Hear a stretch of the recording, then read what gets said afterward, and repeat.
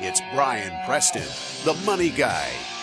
So this first question is from Ada, and he or she said, I'm saving money to invest in real estate. Should I put the money in an index fund until I have enough?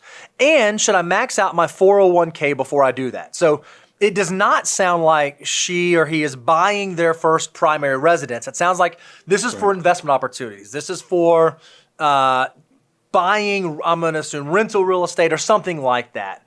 And so two questions. Should they put it in some sort of liquid investment vehicle until they have enough, what they call enough? And then where does like saving for true retirement accounts, like 401k, where to fit? How do they navigate that? Yeah, you did a good job because there's actually several questions with that one question. The first is, where does real estate fit into the financial order of operations? And look, this is going to go against some of the people out there on, other content creators that are selling their systems, that they make their money by selling their systems, and they have not been through a bear market where they don't realize what an extrovert that volatility is. Because the problem is, as I've shared with you, on other shows as well as this one, is that bad news travels in packs. Like I said, these things misery loves company because it's all an extrovert. And the fact that you'll have volatility of the financial markets, meaning the stock market, you'll have unemployment reach highs. You'll also have the real estate market struggle to retain value to the point that people get scared. And then, I'll even tell you, the pandemic of last year that's still kind of ongoing is that we've had some ripple effects of. I saw on Twitter just the last few days, there was a landlord who basically just lost their house because their tenants hadn't paid rent for going on 12 months now because part of the... And they're just having to float it. They're just having to float it and they can't afford it. And I think that's where a lot of people who get into real estate, it is the squeeze of leverage debt is beautiful while it's all working for you because you put down a small down payment and then you get the full compounding growth on the full value, fair market value of the assets. It looks like an incredible thing because you can put down just a small down payment, get outsized returns, and because of the leverage impact, it multiplies that benefit. But that multiplication also works against you when you do reach bad times. So that's why I always tell people, if you're going to get into real estate, you have to have deep enough pockets that you can weather whatever comes your way. We even had, we just bought that commercial building. That's right. That we're moving the business studio and everything to. And we sought the counsel of somebody our current landlord, who's done incredibly well with commercial real estate. He says, boys, I'm just going to ask you one question. When it gets as bad as it could possibly go, can you still handle it? Can you still handle it? Do you have enough cash? Do you have deep enough pockets that you can swing it? And I think that is timeless, brilliant advice, no matter who you are, because two things. Real estate's not truly passive. All people I know that are very successful in real estate, they're working hard at it. It's including our landlord, including other clients that we work with. So you're going to be busy in it anyway, but you have to have deep pockets because to weather all the storms. That leads to, where does it fall in the financial order of operations? Go to moneyguy.com/resources. You too can download this free deliverable.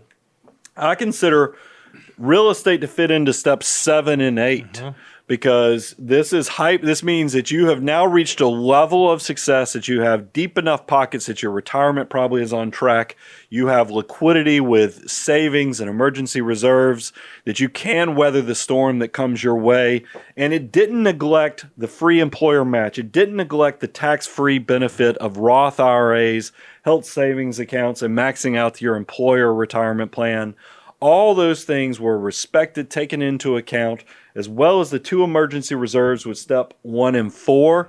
You are ready to rock and roll at 7 and 8. So that's the first answer, is if you're trying to figure out max out retirement or real estate, I'm going to tell you max out retirement because you haven't made it to the steps of financial order of operations. So then say you have, but now you're trying to figure out, hey, I'm going to have to build up, just like we bought this commercial building. It took years of income and savings to actually have the down payment to make that happen. Here's where that falls into. is it anything that you need to touch in the next 5 years? Doesn't need to be in any financial product like the stock market, the bond market.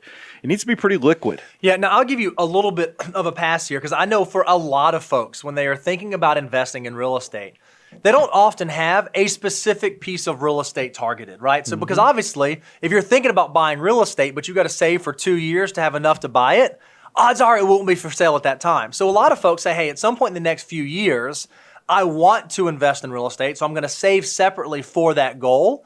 If your goal likely could stretch beyond 4 to 5 years, I don't think there's anything wrong with sort of a middle of the road approach where you are building up your cash. But if that real estate purchase might not happen for 5, 6, 7, 8 years, it's kind of silly right now to let cash just be sitting at relatively low interest rates, not doing anything. True. So I think that you could do a mix, still build up your cash, but you could have a very low-cost index fund or conservative balance fund where you're building those dollars over the next 3, 4, 5 years. And that way it's a best of both worlds approach. Here's something. I'll just give my own personal experience share on this is that I know when we wanted a commercial building for this business. I got to a point where I'd already made it through the steps 1 through 9 on the financial order of operations. I did let I did a balance. Exactly what you said is that I let my cash build up higher than what was required in steps 1 and 4, emergency reserve side. But then I also didn't want to have just cash go so big that it was sitting there and not making anything. So I had gone a balanced approach where what I did was I chose a ceiling for how high I wanted my cash to get. That I was like, anything above and beyond this level, and it was way up there. There's no point. There's no reason in keeping that much cash.